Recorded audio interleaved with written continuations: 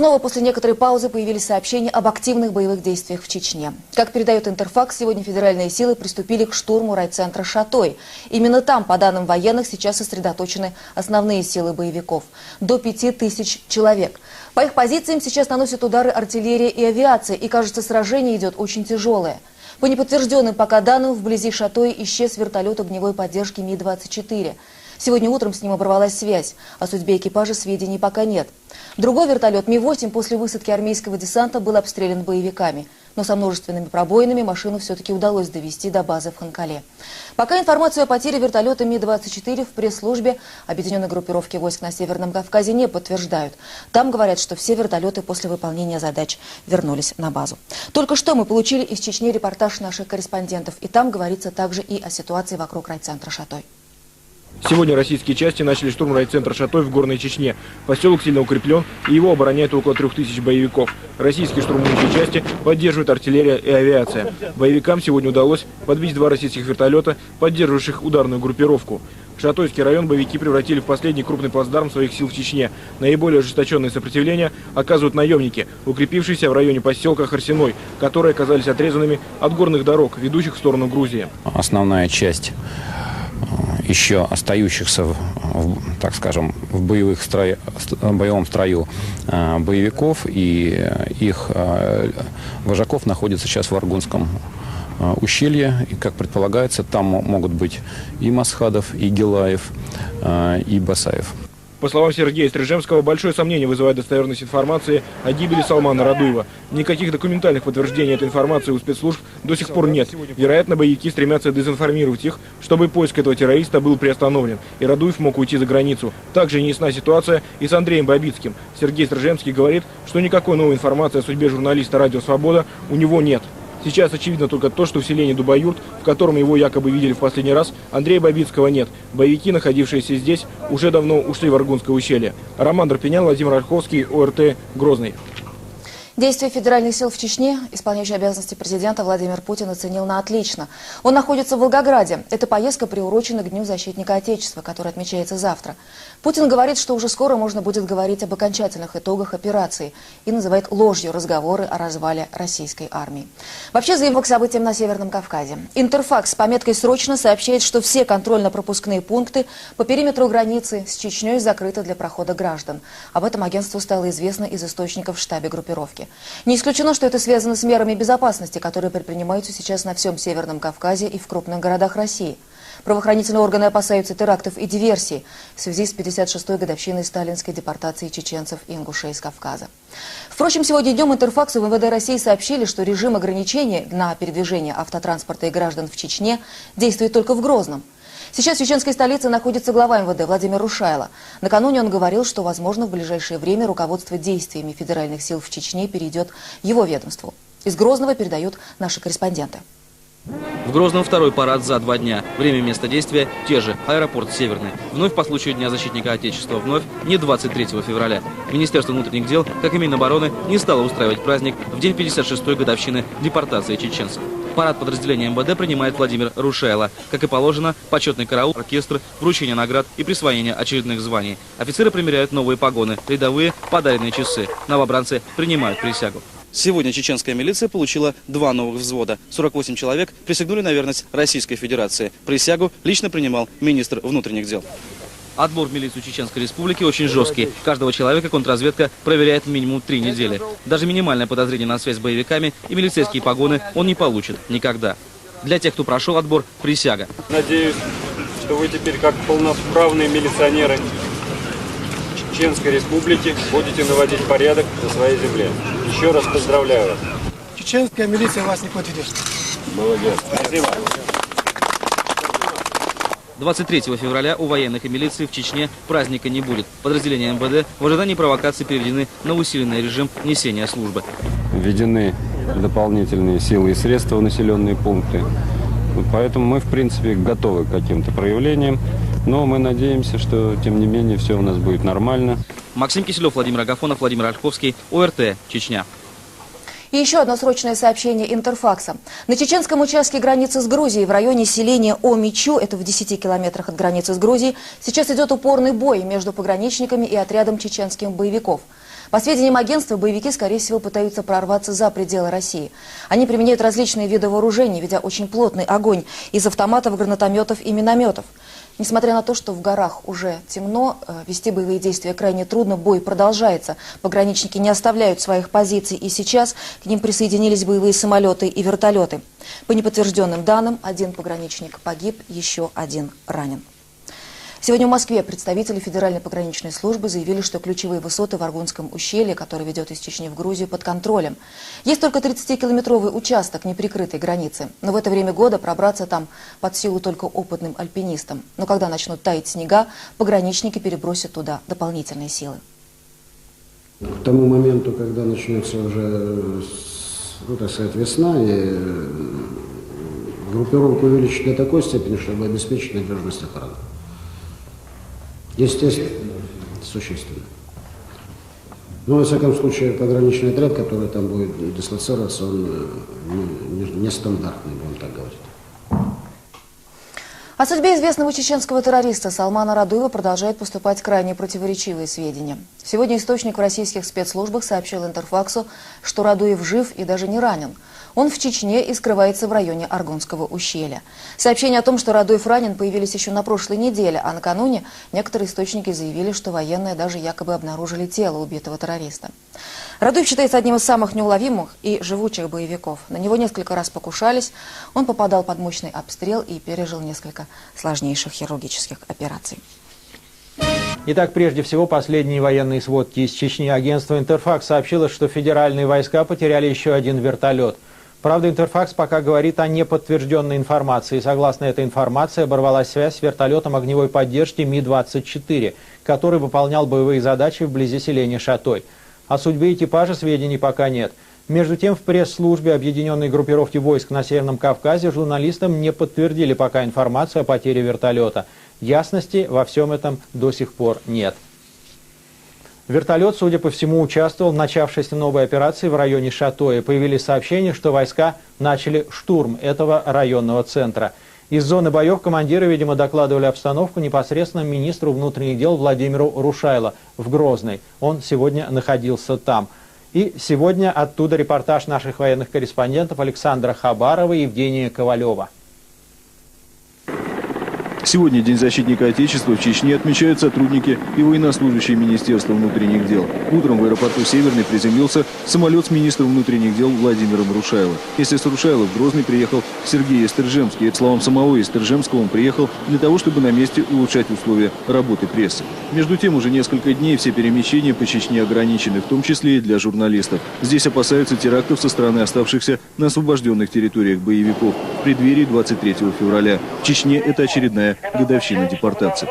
По словам Владимира Рушайло, сейчас во всех крупных населенных пунктах Чечни усилены подразделения МВД, а дополнительные меры безопасности предпринимаются и в других регионах России. Мы в ближайшее время намерены провести еще один этап операции «Вихрь антитеррор», поскольку это значительно, на наш взгляд, оздоровило состояние оперативной обстановки по всей стране. Вы знаете, мы уже об этом говорили, было изъято большое количество огнестрельного оружия, около 590 тонн взрывчатых веществ. В это время заместитель командующего объединенной группировкой генерал Геннадий Трошев объяснял Сергею Истержемскому особенности складывающейся на сегодня оперативной обстановки. А второе ущелье? Оно уже все наше полностью, да? Полностью. Да?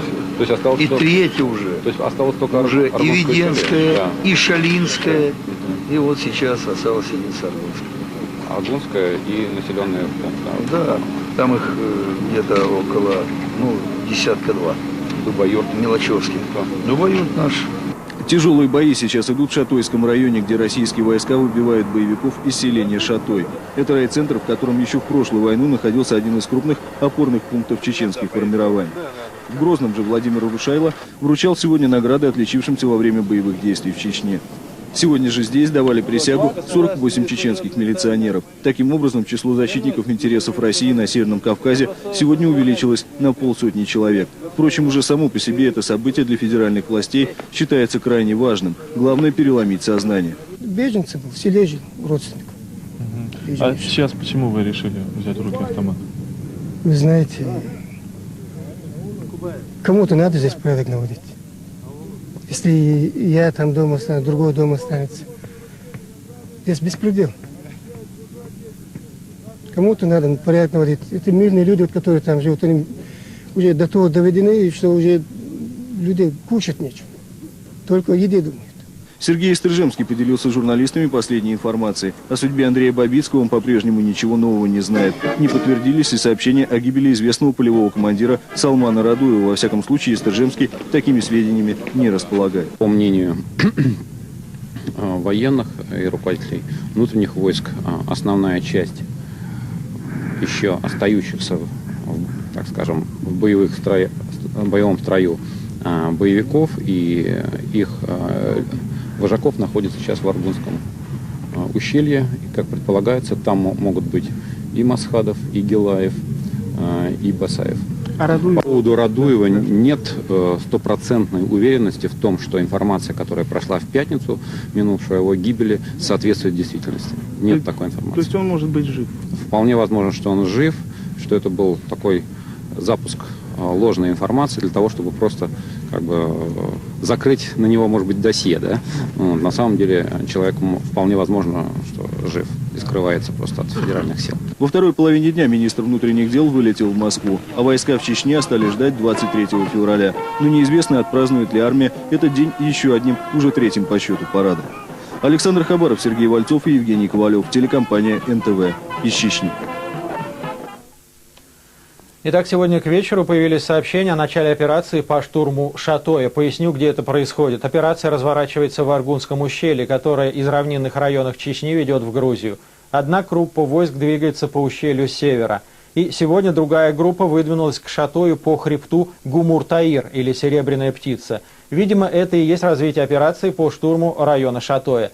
Селение имеет стратегическое значение. От него по ущельям тропы ведут на равнину к Урус-Мартану и дальше к Грозному.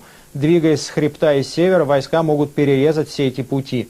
И по самым последним данным, бой еще вспыхнул южнее, у селения Омичу, вблизи границы с Грузией. Видимо, чеченский отряд пытался прорваться за границу. Путь преградили пограничники, которые, несмотря на наступившую темноту, продолжают оказывать сопротивление боевикам и не оставляют своих позиций. По данным Интерфакса, в бою один пограничник погиб, еще один был ранен. Сегодня представитель президента по защите прав человека в Чечне Владимир Коломанов заявил, что корреспондент «Радио Свобода» Андрей Бабицкий может скоро вернуться в Москву. Коломанов не поясняет, откуда у него такая информация. Я получаю сейчас информацию. Мне сообщается о том, что ведется соответствующая работа по возвращению Бабицкого в Москву. Есть надежда на то, что это может произойти в ближайшее время. Однако сейчас, вот в настоящее время, больше информации я вам дать не могу. Судьба Андрея Бабицкого остается неясной уже почти месяц, с тех пор, как объявили, что он был арестован, освобожден и передан чеченцам. Официальные лица ссылаются на заявление Бабицкого, написанное во время ареста, что вот он сам предложил, чтобы его передали чеченцам в обмен на пленных солдат. Письмо могло бы рассматриваться как серьезный документ, если бы при этом Бабицкий еще позвонил тогда по телефону и сообщил подробности. Но ему в этот момент почему-то не дали возможности позвонить в Москву, хотя это явно было бы в интересах спецслужб, если заявление настоящее.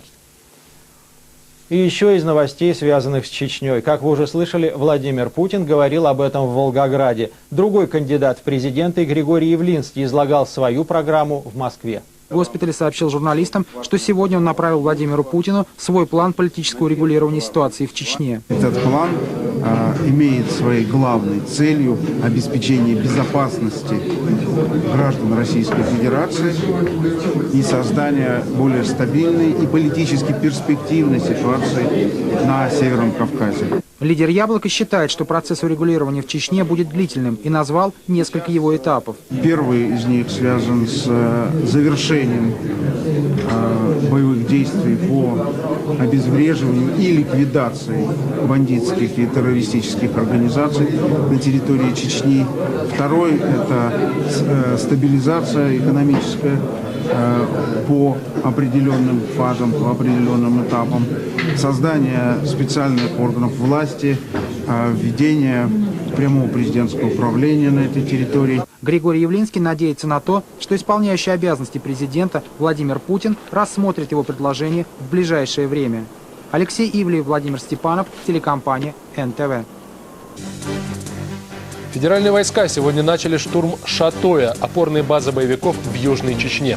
В связи с опасностью терактов командование объединенной группировки временно закрыло для прохода граждан все контрольно-пропускные пункты по периметру границ Чечни. Владимир Путин сегодня на отлично оценил результаты контртеррористической операции на Северном Кавказе.